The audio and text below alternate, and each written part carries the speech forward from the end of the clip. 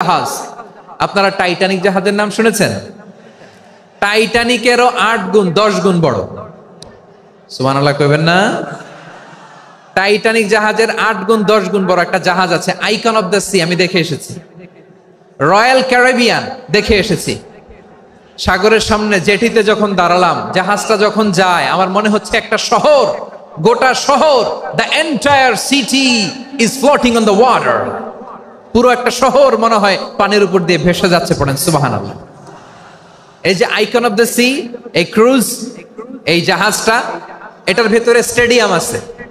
কিসের ভিতরে স্টেডিয়াম? কথা বুঝে নাই বোধহয়। স্টেডিয়াম কিসের ভিতর? সুইমিং পুল আছে, শপিং মল আছে, রেস্টুরেন্ট আছে, ক্লাব আছে, 3000 4000 রুম বিশিষ্ট, কক্ষ বিশিষ্ট হোটেল আছে। এই সবগুলোর নিয়ে এগুলো চলে সাগরের এই দোলার মধ্যে, জলোচ্ছ্বাসের মধ্যে। এই সাগরের ভেতরে এই জাহাজগুলোর ভাষায় রাখছে কে? সূরা আর রহমানে আল্লাহ তাআলা বললেন, ওয়ালাহুল জাওয়ারিল মুনশাআতু ফিল বাহরি কাল আ'লাম ফাবিআইয়ি আলা, সবাই পড়েন, ফাবিআইয়ি আলাই রাব্বিকুমা তুকাযযিবান। পাহাড় সম বড় বড় জাহাজগুলো মাল বোঝাই করে সাগরের মধ্যে ভেসে বেড়ায়। এগুলো দিয়ে মালামাল বহন করা যায়, মানুষরা এক দেশ থেকে আরেক দেশে যায়। এই জাহাজগুলোর সাগরের ভেতরে ভাসায় রাখলো কে? এই আয়াতের ভেতরে আল্লাহ তাআলা সূরাত বনী ইসরাঈলের এই চমৎকার আয়াতের ভেতরে আল্লাহ তাআলা বেসিক্যালি মানব জাতির প্রতি তার 4টি স্পেশাল অনুগ্রহের কথা বলেছেন। কয়টি? 2টা বলে ফেলছি। 1 নাম্বার, ওয়ালাকাদ কাররামনা বনী আদম, আমি বনী আদমের সম্মান বাড়াইছি। নাকি মুসলমানদের?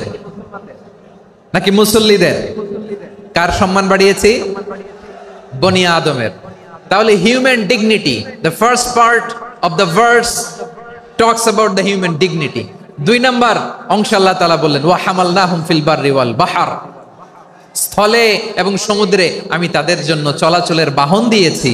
সুবহানাল্লাহ।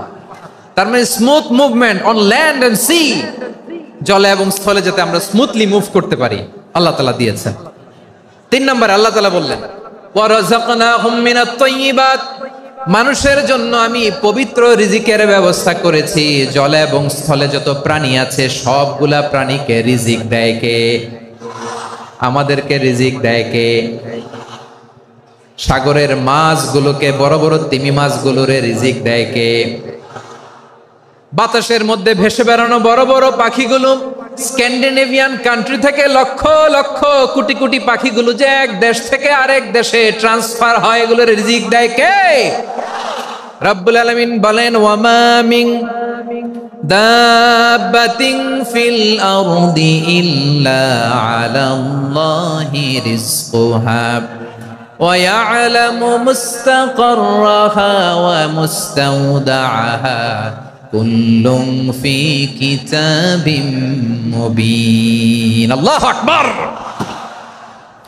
রব্বুল আলামিন বলেন, ভূপৃষ্ঠে বিচরণশীল যত প্রাণী আছে সব প্রাণীগুলোকে আমি আল্লাহ আমার নিজের কুদরতে রিজিকের বন্দোবস্ত করি। এই প্রাণীগুলো কোথায় থাকে, কোথায় যায়, সব জায়গায় আমি রিজিক পৌঁছে দেই। রিজিক কেউ দিতে পারে না, রিজিকের মালিক কে? রিজিকের মালিক তিনি আল্লাহ। এজন্য আল্লাহ তাআলা বললেন, ওয়া রাযাকনাহুম মিনাত তাইয়্যিবাত।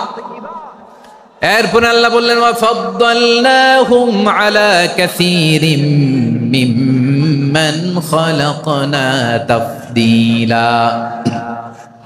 আমি যত প্রাণী সৃষ্টি করেছি সকল প্রাণীর মধ্যে মানুষের মর্যাদা, শ্রেষ্ঠত্ব আমি দিয়েছি। সুবহানাল্লাহ পড়েন। তাহলে 1 নম্বরে আল্লাহ বললেন, আমি বনী আদমের মর্যাদা বাড়ালাম। এরপরে বললেন, স্থলে এবং সমুদ্রে চলাচলের জন্য যানবাহন দিলাম। 3 নম্বরে আল্লাহ বললেন, পবিত্র রিজিকের ব্যবস্থা করে দিলাম। এরপরে আল্লাহ বললেন, যত প্রাণী আছে, সৃষ্টি আছে, সবগুলার উপরে আমি মানুষকে শ্রেষ্ঠত্ব দিলাম। সুবহানাল্লাহ।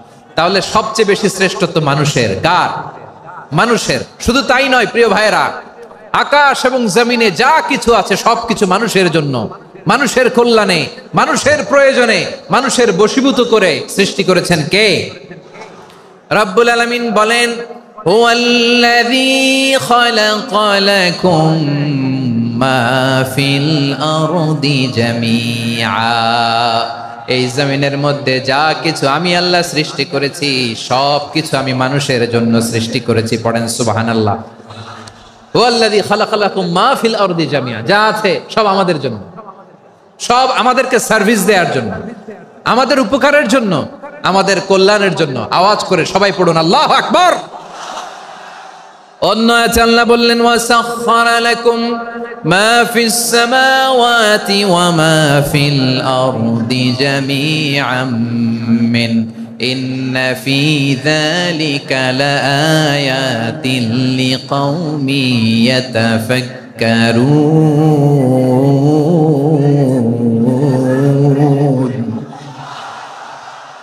প্রথমে আয়াতে আল্লাহ বললেন, জমিনে যা আছে সব তোমাদের কল্যাণে আমি সৃষ্টি করলাম। এরপরে আল্লাহ বললেন, আকাশেও যা আছে সব তোমাদের জন্য সৃষ্টি করলাম, তোমাদের অনুগত বানায় দিলাম। পড়েন সুবহানাল্লাহ। মানুষের কি ব্রেইন দেখেন, মানুষ জমিন ছেড়ে আকাশে চলে যায়। পাখি দেখে মানুষের শখ হলো, পাখি যেহেতু উঠতে পারে আমরাও পারবো। অরবিল রাইট, উইলবার রাইট, দুই ভাই মিলে আঁকাঝোঁকা করতে করতে করতে করতে প্লেন বানায় ফেললো। কোন সুবহানাল্লাহ। এখন পাখিও ওরে, আমরাও ওরি। এরপরেই মানুষের কৌতূহল থামে না এখানে। মানুষ চলে গিয়েছে চাঁদে। কোথায় গেছে? এখন কিন্তু চাঁদে জমি বিক্রি হয়, জানেন? পৃথিবী নিয়ে মারামারি শেষ। রাশিয়া আমেরিকা এখন ধরছে চাঁদ আর মঙ্গল গ্রহ। এখন চাঁদে জমি বিক্রি হয়, মঙ্গলে জমি বিক্রি হয়।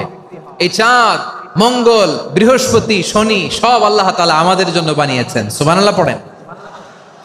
মানুষ সাগরের উপরে চড়ে, শূন্যে ভেসে বেড়ায়, পাহাড় কেটে সুড়ঙ্গ বানায়, টানেল বানায়। মানুষ ব্রডব্যান্ডের লাইন নিয়ে যায় সাগরের ভেতর দিয়ে, এক দেশ থেকে আরেক দেশে, এক মহাদেশ থেকে আরেক মহাদেশে। সুবহানাল্লাহ পড়েন। তার মানে গোটা বিশ্বের সবকিছুর উপরে control, superiority over all creatures, সবকিছুর উপর কন্ট্রোল, মনিটরিং, নিয়ন্ত্রণ, এটা প্রতিষ্ঠা করে দিয়েছে কে? এজন্যই মানুষের শ্রেষ্ঠত্ব। ওয়ালাকাদ কাররামনা বানি আদম, আমি বনি আদমের সম্মান বাড়িয়েছি, মর্যাদা আমি বাড়িয়ে দিয়েছি এই কারণে, কারণ মানুষ সবকিছুর উপর নিয়ন্ত্রণ নিতে পারে। মানুষকে নিয়ে এই কোরআনের সব আলোচনা, মানুষকে নিয়ে এই কোরআনের সব। তাই কোরআনের কেন্দ্রীয় আলোচ্য বিষয় হচ্ছে মানুষ। কোরআনের কেন্দ্রীয় আলোচ্য বিষয় কি? যশোরের ভাইয়েরা বুঝে থাকলে সবাই বলবেন, কোরআনের কেন্দ্রীয় আলোচ্য বিষয় কি? এই যে আমি মূল আলোচনায় যাচ্ছি এখন। কেন মানুষ কোরআনের কেন্দ্রীয় আলোচ্য বিষয়? এই যে ভাইয়েরা, শুরুতে একবার বলেছে, জায়গা না হলে আস্তে আস্তে ধাক্কা দিবা, সামনে না পিছনে দিয়ে দিয়ে বের হয়ে চলে যাও। এলইডিতে দেখো, এই যে আল্লাহর ওয়াস্তে জায়গা না হলে ওদিকে যাও। কোরআনের মাহফিলে বিশৃঙ্খলা, এটা কাফিরদের আলামত। কাফিররা শীষ দিত, শীষ। বিশ্বনবী কোরআনের তাফসির করলে কাফিররা শীষ দিত আর ক্ল্যাপিং করত, হুইসেল এন্ড ক্ল্যাপিং। তো আমরা কি এখানে বিশৃঙ্খলা করতে আসছি? তো বারবার থামানো লাগে কেন? কোনো আওয়াজ হবে না, বললাম তো, স্টপ। আওয়াজ করে বলুন, কোরআনের কেন্দ্রীয় আলোচ্য বিষয় কি?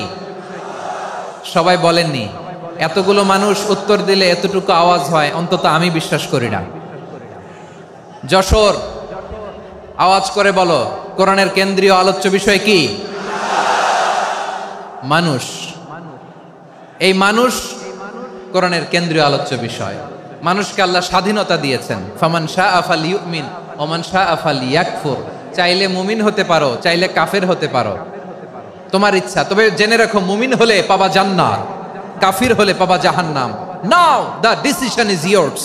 সিদ্ধান্ত তোমার, জান্নাতে যাবা না জাহান্নামে যাবা। যশোরের ভাইয়ের আওয়াজ করে বলুন, কই যেতে চান, জান্নাতে না জাহান্নামে? ডান দিকে না বাম দিকে? ডানপন্থী না বামপন্থী? চিল্লা চিল্লি না চুপচাপ? চুপচাপ কয়ে আবার চিল্লাচিল্লি শুরু করে দিচ্ছে। মাশাআল্লাহ। তাহলে কোরআনের কেন্দ্রীয় আলোচ্য বিষয় মানুষ। আমার সাথে থাকতে হবে, তোমাদেরকে নিয়ে আমি আলোচনা শেষ পর্যন্ত যাব। অনেক গুরুত্বপূর্ণ কথা বাকি আছে, আমাকে সহযোগিতা করতে হবে। মাশাআল্লাহ, এই তো ঠান্ডা হয়েছে। হ্যাঁ ঠিক আছে, ঠিক আছে, ঠিক আছে।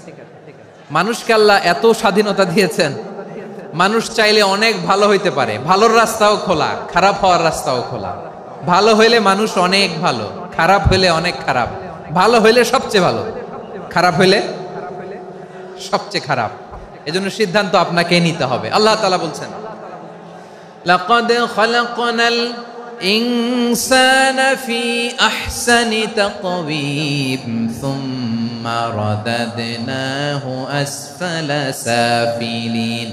আমি মানুষকে অনেক সুন্দর অবয়বে, সুন্দর আকৃতিতে সৃষ্টি করেছি।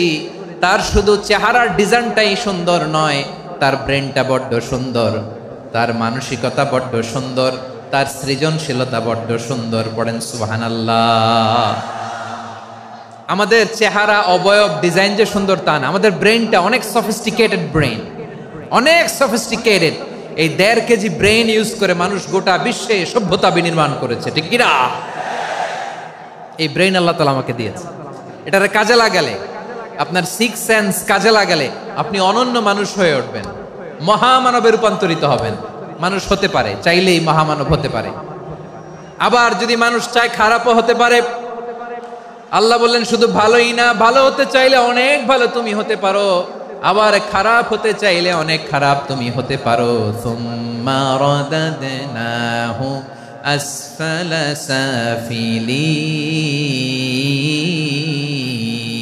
সাফিলিন। খারাপ হলে একেবারে খারাপ হতে পারো, নিকৃষ্ট হলে একেবারে নিকৃষ্ট হতে পারো, ভালো হলেও ভালো হতে পারো। কোন সুবহানাল্লাহ। এবার আওয়াজ করে বলুন, ভালো হতে চাই না খারাপ? শ্রেষ্ঠ না নিকৃষ্ট? মানুষ ভালো হলে মানুষ ফেরেশতার চেয়েও ভালো, মানুষ খারাপ হলে সে পশুর চেয়েও খারাপ। কথা ঠিক কিনা বলেন? ভালো হলে ফেরেশতার চেয়েও ভালো, খারাপ হলে পশুর চেয়েও নিকৃষ্ট। তার মানে শ্রেষ্ঠত্বে মানুষ, শ্রেষ্ঠত্বে ফেরেশতাকে হার মানায়, আর অধপতনে শ্রেষ্ঠত্বে ফেরেশতাকে ছাড়িয়ে যায়, আর অধপতনে পশুকেও হার মানায়। আই রিপিট, আমি আবারও বলছি, মানুষ শ্রেষ্ঠত্বে ফেরেশতাকে ছাড়িয়ে যায়, আর অধপতনে সে পশুকেও হার মানায়। আওয়াজ করে বলতে হবে ঠিক কিনা? এটার প্রমাণ কি? মানুষ শ্রেষ্ঠ হইলে যে ফেরেশতার চেয়েও সেরা, তার প্রমাণ কি? আল্লাহ তাআলা বলছেন, ওয়া ইয কুলনা লিল মালাইকাতি ইসজুদু লি আদম ফাসাজাদু ইল্লা ইবলিস আবা ওয়াস্তাকবারা ওয়া কানা মিনাল কাফিরিন। আল্লাহ বলেন, স্মরণ করো সে সময়ের কথা যখন আমি ফেরেশতাদেরকে বললাম, ও ফেরেশতারা আদমকে সেজদা দাও। সব ফেরেশতারা সম্মান সূচক সেজদা আদমকে দিল। তারা আদমের জন্য সেজদায় লুটিয়ে পড়লো, একজন ছাড়া, তার নাম ইবলিস। আওয়াজ করে বলেন তার নাম কি? সে অহংকার প্রদর্শন করলো, সে কাফের হয়ে গেল। বাকি সব ফেরেশতারা সেজদা দিল। সুবহানাল্লাহ। আবার আদম আলাইহিস সালামকে আল্লাহ জিজ্ঞেস করলেন, সব বলে দিল উত্তর, কিন্তু ফেরেশতাদেরকে একই প্রশ্ন জিজ্ঞেস করলেন, তারা উত্তর করতে পারে নাই। তার মানে এর মধ্য দিয়ে প্রমাণিত হয়, মানুষ ভালো হলে ফেরেশতার চেয়েও ভালো, ফেরেশতার চেয়েও মানুষের মর্যাদা বাড়িয়ে দিয়েছে কে? সব নূরের ফেরেশতা যখন মাটির আদমকে সেজদা দেয়, এটা প্রমাণ করে ফেরেশতার চেয়েও মানুষের মর্যাদা বাড়িয়ে দিয়েছে কে? তুমি মাটির আদমকে প্রথম সৃষ্টি করিয়া ঘোষণা করিয়া দিলে শ্রেষ্ঠ বলিয়া, তাই তো নূরের ফেরেশতা করে আদমকে সেজদা। ঠিক কিনা বলেন? তাই তো নূরের ফেরেশতা করে আদমকে সেজদা। সবার চেয়ে সম্মান দিলে মাটির আদমকে। আল্লাহু আল্লাহু তুমি জাল্লে জালালুহু, শেষ করা তো যায় না গে তোমার গুণগান। পড়েন না? পড়েন। আল্লাহু আল্লাহু তুমি জাল্লে জালালুহু, শেষ করা তো যায় না গে তোমার গুণগান। আল্লাহু আল্লাহু। আল্লাহু আকবার। আদমের মর্যাদা বেশি, মানুষের মর্যাদা বেশি, মানুষ শ্রেষ্ঠ তার প্রমাণ নূরের ফেরেশতা মাটির আদমকে সেজদা করে। আওয়াজ করে বলেন ঠিক কিনা? তাহলে মানুষ ভালো হলে ফেরেশতার চেয়ে ভালো। আবার মানুষ যদি খারাপ হয় সে পশুর চেয়েও খারাপ। অধপতনে পশুত্বকে হার মানায়। তার প্রমাণ কি? তার প্রমাণ হচ্ছে যশোরের ভাইরা দেখবেন পত্রিকায় নিউজ পেপারে মাঝে মাঝে